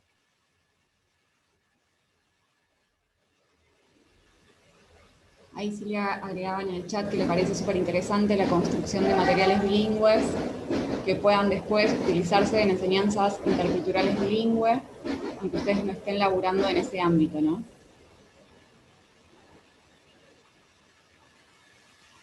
Sí, yo no tengo experiencias directas, pero de trabajo intercultural, pero sí por ahí de escuchar a gente que labura en eso, y que muchas veces lo que falta es eso, de qué manera reproducir la cultura local en las clases, o esa posibilidad de que esa cultura se pierda, y es súper interesante esa contribución desde esta comunidad que hicieron en conjunto con ustedes, me parece, para que eventualmente sea un insumo más, ¿no? Bien, gracias Silvia por el aporte. Pablo, ¿tenías levantado la mano? Sí. Ah, no sabía si estabas aplaudiendo en el momento. Claro, yo me equivoqué, primero puse el aplauso y mi hija me dijo, no, es el... Hay que ayornarse en la tecnología. Voy comprendiendo las cuestiones estas del Zoom y poco esto que todavía me cuesta un poco. No, resaltar que está muy bueno lo que hicieron con Anaí, digamos. Nosotros, lo que es etnobiología, digamos, estamos ahora, desde hace unos pocos años, diversificando a lo que es un poco el enfoque transdisciplinario, digamos, muchas veces también en extensión, digamos, extensión universitaria, el sentido, digamos, que tiene clásicamente es extender conocimientos, producciones, investigaciones, procesos, digamos. Ahora estamos, recién, digamos, Universidad de La Plata también, estamos hace poco pensando, digamos, lo que es extensión de una manera transdisciplinaria, participativa, en donde las problemáticas sean relevadas en conjunto, mediante metodologías de investigación-acción, metodologías participativas, junto con diferentes actores sociales, diferentes colectivos sociales, digamos, y toda la complejidad que hay en un determinado territorio, digamos. Nosotros estamos saliendo, digamos, de planes de investigación hechos en un laboratorio, digamos, muchas veces hechos en un laboratorio por decisiones de algunos investigadores, un grupo de investigadores, en el mejor de los casos articulados con cuestiones de la comunidad, pero muchas veces es difícil, digamos, presentar un plan consensuado de antemano con la comunidad. Entonces por ahí lo que hacemos muchas veces es arrancamos con un tema como para beca doctoral, y que luego se va complejizando y vamos articulando, y muchas veces vamos transformando los planes de trabajo a medida que va avanzando la tesis, las investigaciones, y ahora podemos partir desde otro punto. A medida que vas trabajando en la comunidad, te vas conociendo, se van relevando en conjunto, digamos, otras problemáticas, digamos. Así que es recontra valioso lo que están haciendo varios grupos, digamos, ahora, y acá los 5 que por ahí expusimos, creo que convergemos en eso, me parece, en dar, digamos, la voz que muchas veces no tiene, digamos, lo que es el territorio, digamos. Eso creo que es lo que está muy bueno acá. Bien, muchas gracias, Pablo. Sí, esperamos que estos espacios también es para encontrarnos, ¿no? Y comenzar a discutir estas cosas. Así que también quien quiera dejar su mail o algún contacto en el chat para recuperar y que el resto pueda tomar nota, bienvenido también, así quedamos en comunicación. Bien, Emilia, levantaste la mano. Sí, yo me quería unir a lo que dijo Pablo. A nosotros también nos cuesta esta transdisciplina o esta intersectorialidad. Me refiero a trabajar con los sectores productivos, y también nos está pasando que para poder unir nuestras líneas de investigación, acá tenemos estos proyectos de extensión, y bueno, uno de los marcos que yo he puesto en las Filminas, que todavía está recién en proceso. Acá hay un grupo de extensión y también hay una cooperativa de economía social y solidaria, y bueno, y tenemos que, para darle este marco de nuestras investigaciones junto a los productores, o sea, tratar de enfocar las investigaciones a las problemáticas, en nuestro caso, a lo que vemos en nuestra ciudad o al sector productivo que más nos allega. Es esto, ¿no? Y poder empezar a pensarlo o tratar de buscar vías en las que que permitan estar dentro de las investigaciones, o sea, la resolución o el cooperar con los productores, y romper esa bajada de la universidad va a ayudar. No, la universidad verla como una cooperación y una integración con los sectores productivos. O sea, empezar a romper esa barrera de la academia y baja a darle una mano. No, la integración y la igualdad a la hora de pensar propuestas, resoluciones, y cada uno desde sus aportes en esta interdisciplina. Y bueno, nada, compartía esto que decía Pablo, ¿no? Como estamos usando esas vías, pero para romper y poder acercarnos a eso que estamos buscando, porque bueno, todavía por ahí hay varias estructuras que no permiten plantearlo dentro de la investigación propiamente dicha o la academia propiamente dicha.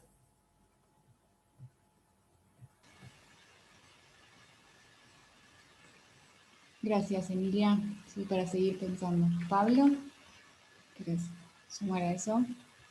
Y después también quería agregar, finalmente, digamos, las dos patas que nos faltan acá, que es educación y es gestión, digamos. Creo que también estas experiencias tienen que salir, digamos, en las clases, digamos, en las que estamos, como para que se vea que hay otras maneras dentro de lo que es la formación de grado, la formación de posgrado, digamos, todo esto tiene que estar presente.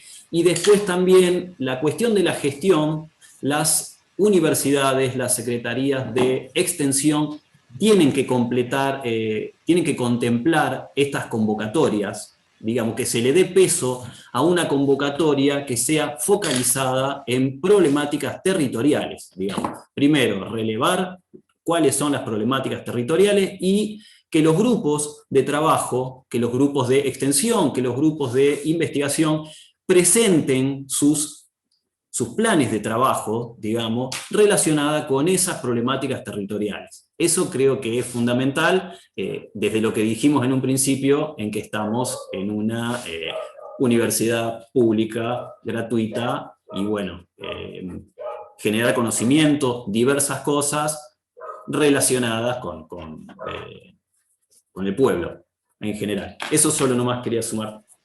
Gracias, Mismo, Pablo. digamos, perdón, mismo CONICET, mismo SIC, mismo INTA, etcétera, ¿no?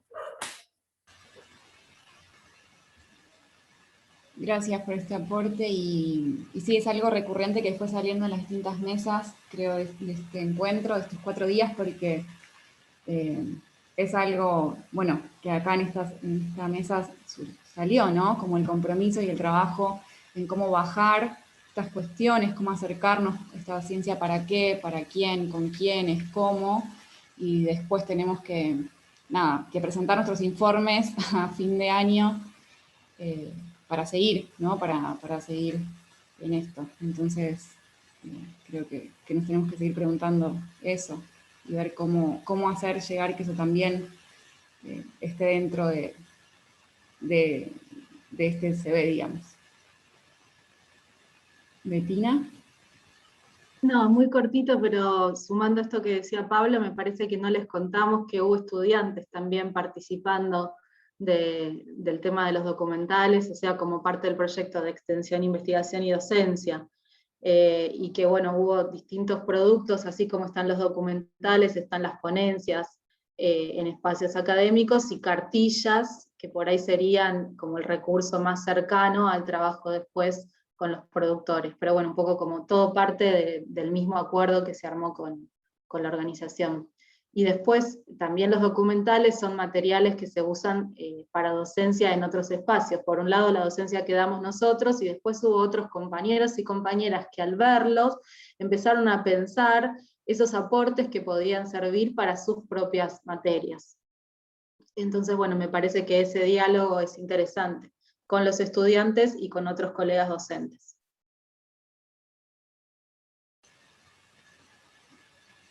Muchas gracias, Betina.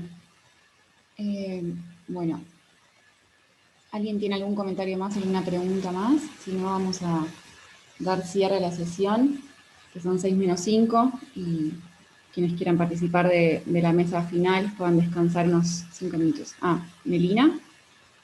Sí.